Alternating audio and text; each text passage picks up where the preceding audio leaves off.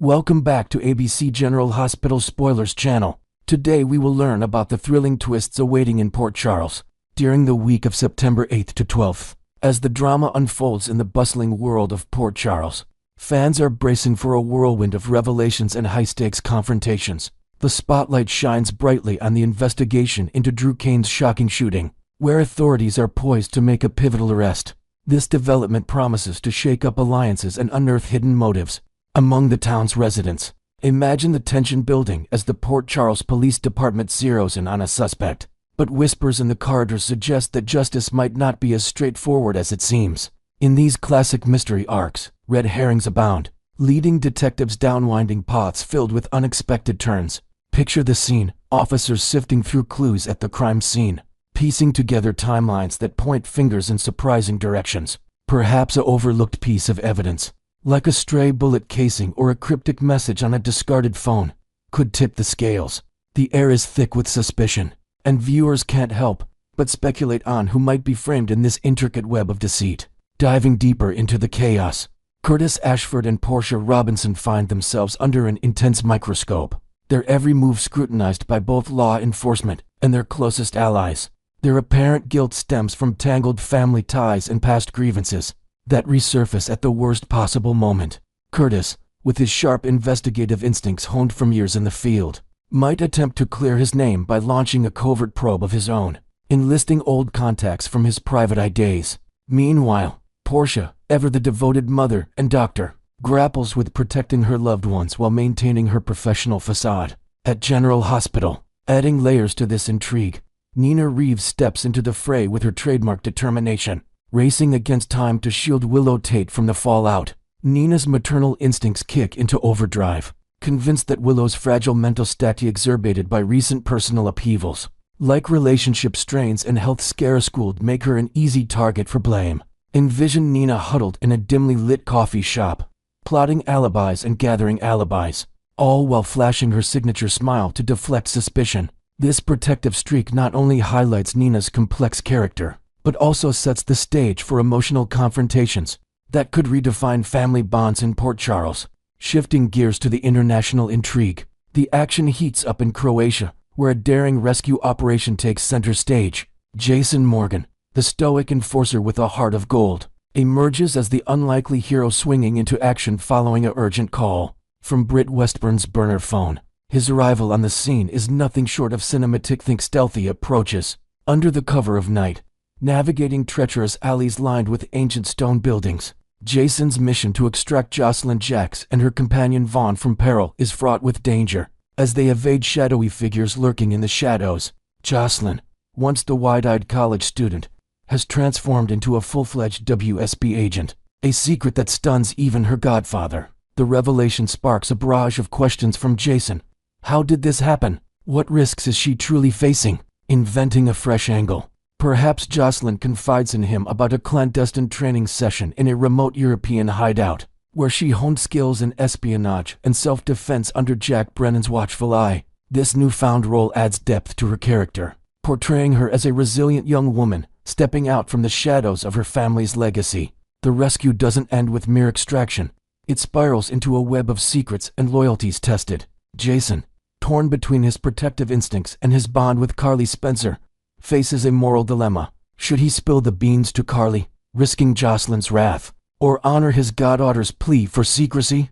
Picture a tense standoff on a foggy Croatian dock, where Jocelyn, with determination etched on her face, extracts a promise from Jason amid the lapping waves. This moment could forge new alliances or fracture old ones, as Jason weighs the dangers of the WSB world against the safety of those he loves.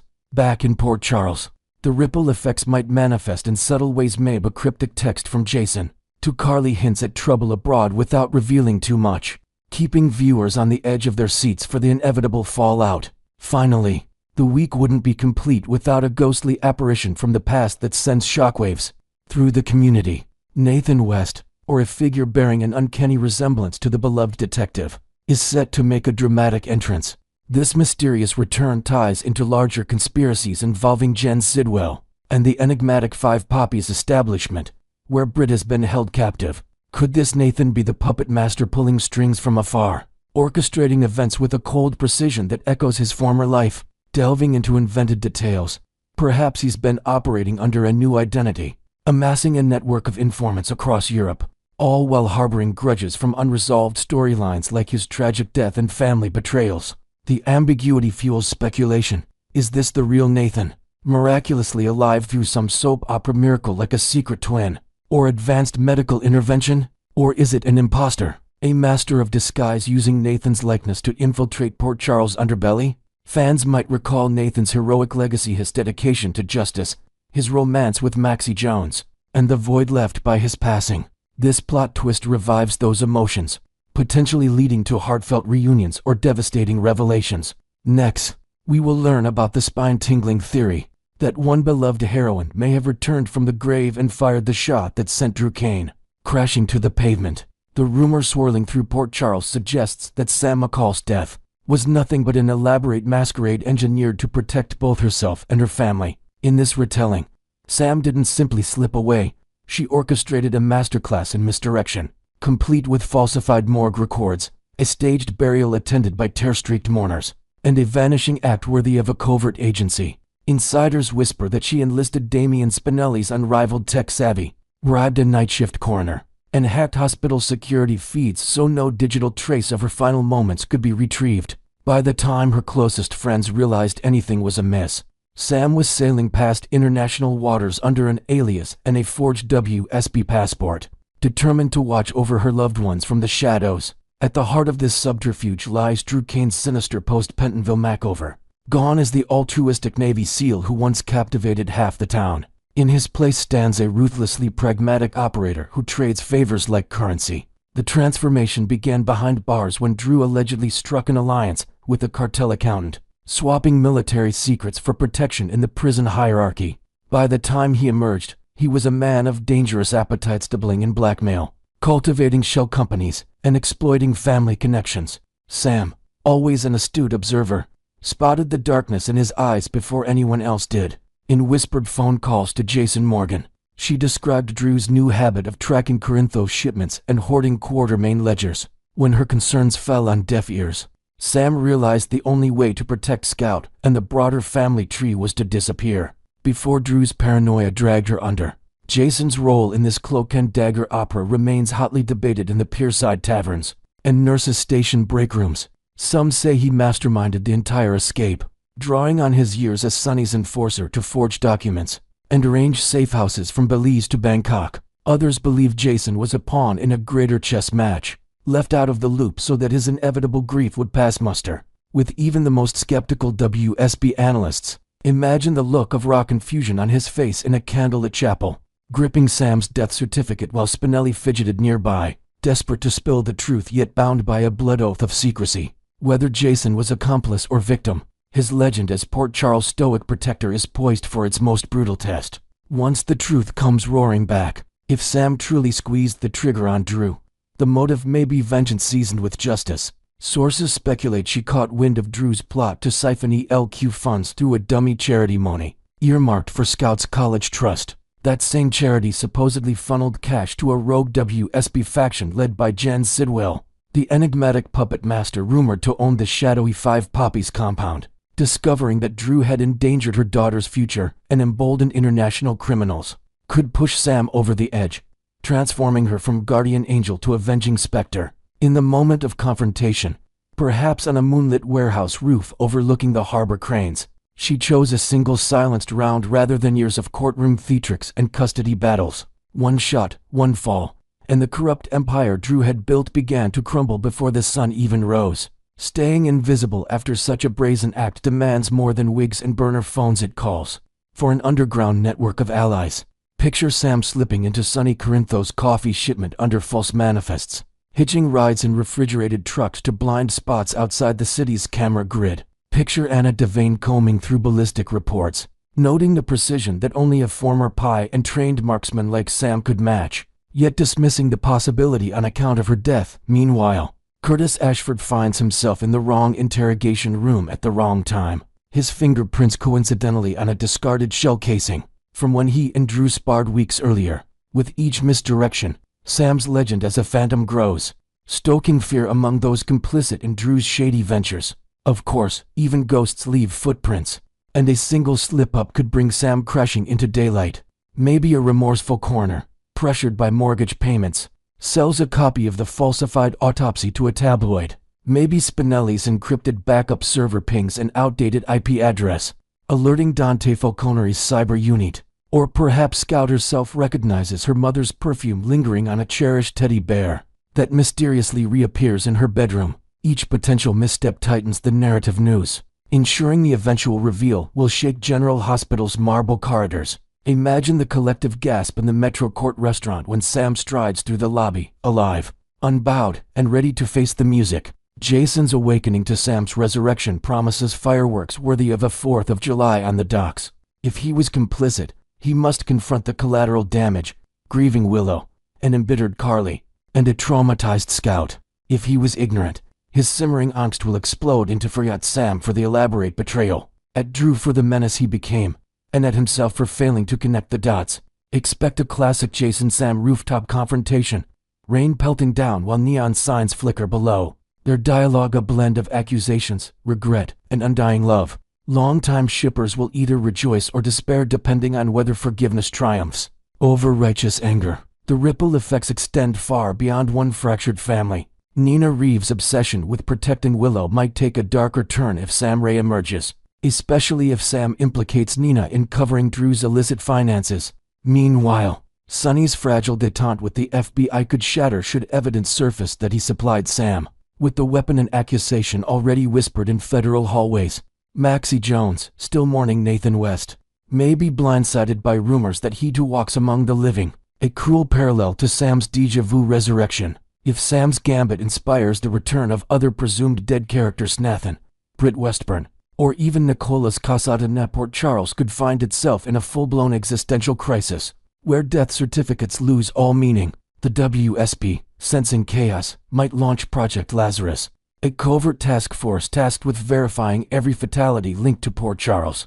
Over the past decade, old graves could be exhumed, hidden safe houses raided, and medical files subpoenaed. Picture Robert Scorpio briefing Jordan Ashford. Every time you pronounce someone dead in that town, they turn up sipping espresso on the Riviera. The bureaucratic circus adds a layer of geopolitical intrigue, turning local tragedy into international incident as European police join the hunt for Sam, the alleged shooter who effortlessly crosses borders with forged WSP credentials. Should Sam's day of reckoning arrive in a courtroom, legal fireworks are inevitable. Diane Miller would likely mount a defense framing Sam as a battered protector, reacting to imminent harm, citing Drew's documented aggression and financial malfeasance. The prosecution might counter with surveillance that shows Sam tailing Drew for weeks, demonstrating premeditation. A star witness, perhaps Spinelli, coerced by subpoena-cooled make-or-break her fate. The jury, already swayed by Sam's dramatic return from the dead, must weigh vigilante justice against the rule of law. Whatever the verdict, the televised trial would eclipse any previous spectacle in Port Charles history, rivaling even the infamous Metro Court hostage standoff in ratings and public outrage. In true soap fashion, the final twist may upend every assumption. What if Sam's bullet wasn't fatal, and Drew is convalescing under an alias, plotting retribution? What if the shooter wore a Sam-like prosthetic mask, hired by Jen Sidwell to divert suspicion? What if Emily Scout Kane uncovered her father's crimes first and blackmailed Sam into silence? Each speculative fork keeps fans glued to their screens, dissecting slow-motion footage and analyzing dialogue for hidden double meanings.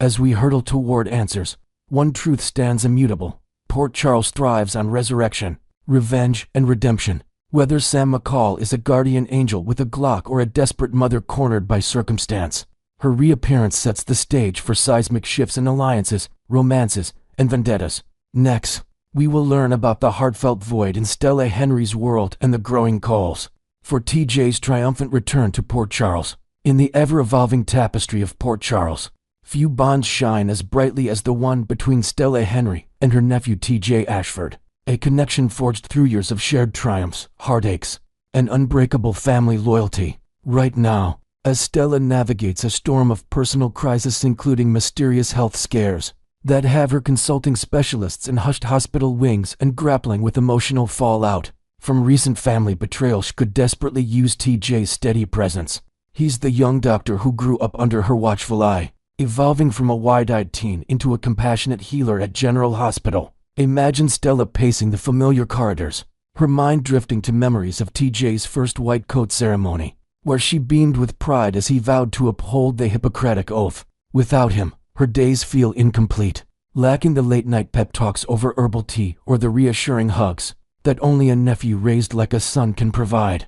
This absence amplifies her isolation, turning routine checkups into lonely battles against uncertainty. Yet, the harsh reality is that TJ has vanished from the Port Charles skyline, his storyline suspended like a forgotten chapter in a dusty novel. For months, fans have scoured episodes for any hint of his whereabouts, only to be met with silence. Speculation runs rampant.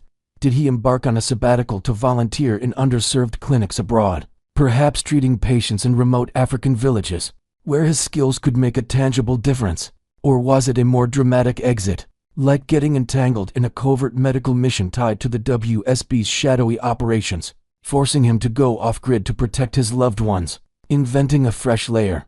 Perhaps TJ stumbled upon classified files during a routine shift, uncovering a conspiracy involving experimental drugs smuggled through the docks, which compelled him to flee under an assumed identity. Whatever the case, his prolonged disappearance has left a gaping hole in the narrative, prompting viewers to question if the show's writers are paving the way for a recast or a permanent farewell. The uncertainty hangs heavy, much like the fog rolling off the harbor, leaving Stella to soldier on without her anchor. Enter Dr. Isaiah Gannon, the newcomer who stepped into the fray as a temporary ally for Stella, offering medical expertise and a listening ear during her turbulent times. With his calm demeanor and sharp diagnostic skills, Isaiah has proven useful, perhaps diagnosing a rare condition in Stella's latest tests, or prescribing treatments that ease her symptoms. Picture him in the sterile glow of an exam room, reviewing charts with a focused intensity that hints at his own hidden backstory, maybe as a former military medic haunted by battlefield losses. However, no matter how competent, Isaiah simply can't replicate the deep-rooted history TJ shares with Stella. Their bond isn't just familial. It's woven from pivotal moments like TJ's childhood illnesses that Stella nursed him through, or the shared grief over lost relatives that strengthened their resolve. Isaiah, by contrast, is an outsider, his interactions polite but surface level, lacking the inside jokes and intuitive understanding that come from decades of connection. Fans have noted how his presence feels like a placeholder, a band-aid and a wound that requires the precision of a surgeon's stitch. The online buzz surrounding TJ's absence has erupted into a digital storm, with social media platforms lighting up like the Metro Court at happy hour. Devoted viewers flock to forums and comment sections, venting frustrations and theories in rapid-fire posts. One sharp-eyed critic likened Isaiah's lurking in scenes to a shadowy figure in a thriller novel, always hovering just out of frame, his watchful eyes adding an unintended layer of unease to Stella's vulnerable moments. "You have Isaiah standing in the background like a creep watching," they quipped, sparking debates about whether this portrayal is deliberate foreshadowing or a mere directing oversight. Another fan pointed out the eerie omission of TJ from conversations, noting how characters breeze past his name as if he's a ghost, which feels jarringly out of place given his integral role in the Ashford family dynamic. "It's weird. TJ should definitely be included, and the fact that they don't even talk about him is weird," they lamented, echoing a sentiment that resonates across timelines filled with GH memes and fan art depicting TJ's hypothetical return. Diving deeper into the discourse, many are calling for a bold recast to breathe new life into TJ's character, especially since the most recent actor portraying him stepped away to pursue higher education, trading scrubs for textbooks in a quest for an advanced degree in public health policy. This real-world pivot has fueled discussions on how to honor the character's legacy, while adapting to change, perhaps by introducing a new face with a similar earnest charm, someone who could seamlessly slip into TJ's shoes and tackle ongoing plots. The most current actor to play TJ went back to school to get another degree, but he should definitely be recast. "I think he is needed on the canvas, and he's been a character for a long time, since he was basically a child," one commenter argued, highlighting TJ's evolution from a mischievous kid causing playground scrapes to a respected physician mentoring interns. Inventing an element, envision a recast TJ returning with subtle changes, like a scar from an overseas adventure or a newfound passion for holistic medicine. adding fresh dimensions to his interactions with Stella and the wider cast. The clamor grows louder when considering Stella's current predicaments, where TJ's medical acumen and nephewly devotion would be invaluable. With her facing potential diagnoses that could upend her life, rumors swirl of a storyline involving a hereditary condition mirroring real-world ailments like hypertension or early-onset dementia, which would be the one frantically researching treatments, pulling all-nighters in the hospital library, and rallying the family for support. Instead, it's Isaiah stepping up, his concern genuine but detached, like a colleague rather than kin. With everything going on with Stella, Jay, her nephew, the doctor, would be there freaking out and trying to help her as best as he can. But instead you have Isaiah, who barely knows the lady, getting worried. I wish they would bring TJ back. There's so much going on that he could be involved in, a passionate fan posted, underscoring how TJ could intersect with broader arcs, such as the Ashford-Robinson family feuds or hospital scandals, involving ethical dilemmas in patient care. His return might even tie into larger mysteries, like investigating a tainted drug supply that's affecting General Hospital patients, positioning him as a key player in unraveling conspiracies beyond Stella's orbit. TJ's reappearance could ripple through Port Charles like a stone skipped across the lake, revitalizing dormant storylines and sparking new conflicts. Think of his potential reunion with Molly Lansing Davis, rekindling their complicated romance amid her legal battles, or his clashes with Curtis Ashford over family secrets buried in old photo albums. Fans envision him mentoring younger characters, perhaps guiding a new intern through their first surgery, or even crossing paths with Isaiah in a professional rivalry that exposes hidden jealousies. The possibilities are endless. From TJ discovering long-lost relatives in a DNA twist to him leading a community health initiative that combats a fictional epidemic sweeping the town, each invented scenario builds on his established traits: empathy, intelligence, and resilience, making his absence feel all the more poignant. As the episodes continue to unfold, the fate of TJ remains a tantalizing question mark, dangling like a cliffhanger at the end of a Friday broadcast. Will the powers that be heed the fans' pleas and orchestrate his comeback, perhaps with a dramatic entrance during a hospital crisis where his expertise saves the day? Or will Isaiah solidify his role, evolving from stand-in to staple? The speculation keeps the GH community alive with debates, fan fiction, and petition drives circulating on platforms like Twitter and Reddit. One thing is certain: Port Charles feels a little less complete without TJ, and Stella's journey underscores just how vital those family ties are in the face of adversity. For all the latest developments, keep your remotes handy and your theories sharp. General Hospital never fails to deliver the unexpected. Whether TJ strides back through those sliding doors or remains a cherished memory, the heart of the show beats on through its enduring characters and the fans who love them.